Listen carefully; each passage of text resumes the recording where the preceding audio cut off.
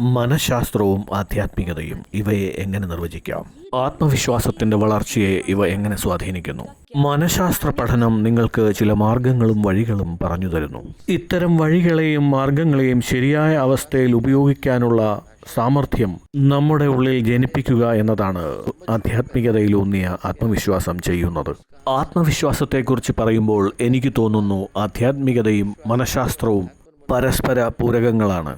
ശരിക്കു പറഞ്ഞാൽ ആധ്യാത്മികത നമ്മുടെ ഉള്ളിൽ മനോബലത്തെ പ്രദാനം ചെയ്യുന്നു. ആ മനോബലം നൽകുന്ന ശക്തി കൊണ്ട് വിഷാദാത്മകമായ നിമിഷങ്ങളെ അതിജീവിക്കുവാനുള്ള സാമർഥ്യം മനസ്സ് കൈവരിക്കുന്നു. ജീവിതത്തിൽ ഇത്തരം ദുർഘട നിമിഷങ്ങൾ വന്നും പോയും ഇരിക്കും എന്ന കാര്യം ഒരു വ്യക്തി ആദ്യം തന്നെ അംഗീകരിക്കേണ്ടിയിരിക്കുന്നു. ജയപരാജയങ്ങൾ എന്നത് ഒരർത്ഥത്തിൽ കളികളുടെ ഭാഗം മാത്രമാണ്. പക്ഷേ പരാജിതനായി ഇരിക്കുന്നു എങ്കിൽ അത് പരിശോധിക്കേണ്ട ഒരു പ്രശ്നമാണ്. തന്റെ ഉള്ളിലെ ശക്തി എന്തെന്ന് മറന്ന് നിരാശനായി നിസ്സഹായനായിരുന്നു ഹനുമാൻ. ജാംബവാൻ വേണ്ടി വന്നു അദ്ദേഹത്തെ ബലവാനാക്കാൻ. വലിയ വലിയ വ്യക്തിത്വങ്ങൾ ഇത്തരം നിരാശരെ തേടി ഇറങ്ങുന്നു.